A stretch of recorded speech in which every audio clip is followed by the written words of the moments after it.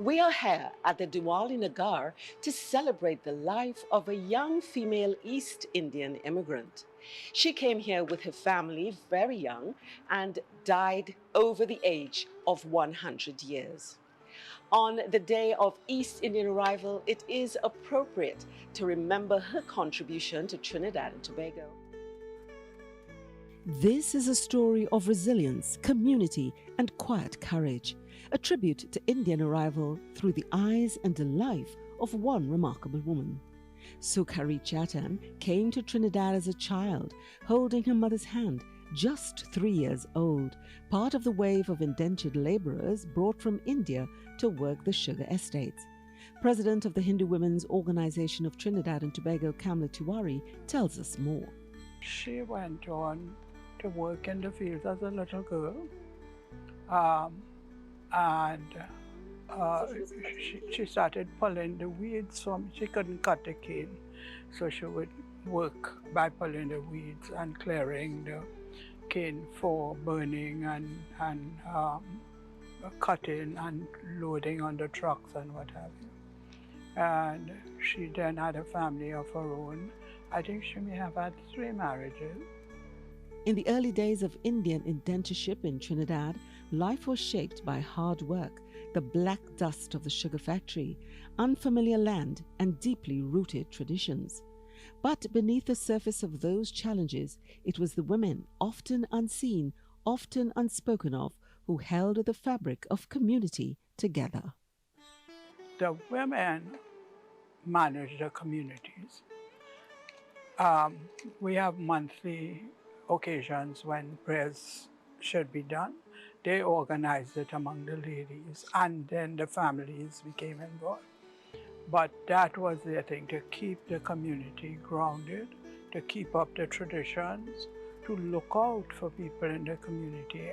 Sukhari Chatan was a remarkable woman, hardy and healthy into her more senior years.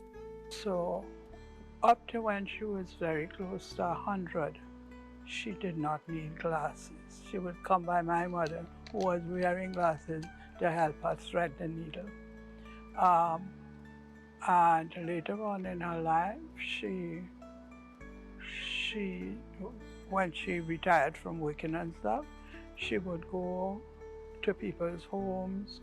Everybody would offer, well, not everybody, few of the people who were very close to her would offer her a meal. She would bring things from her garden, sit and chat with them.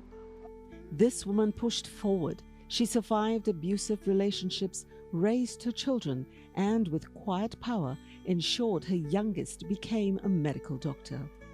Her story and that of others like her inspired the Hindu Women's Organization to commemorate this legacy. With limited funds and community support, they created a memorial, a sacred statue, not just of stone, but of memory and meaning. So we looked for murti makers. Murti is the representation of God that you see there, Shiva. That's called a murti. It's not a statue, because before it is put there, a pandit recites mantras from our shastras, our scriptures, and invests the power of God in him, in the murti. So it is a murti, and even us Hindus still say statues, which is not correct at all. A statue is something you make and you put on somewhere, right? For those who grew up beside her, Miss Chatan wasn't just a neighbor. She was a living connection to history. Her presence, her strength, and her simplicity now live on, not only in the memory of those she touched, but in a symbol that honors the journey of thousands who came, endured, and built new lives from sugar and soil. It's just as the memorial declares, she deserved recognition for her spirit, her struggle, and her community service. To say she mattered, they all did.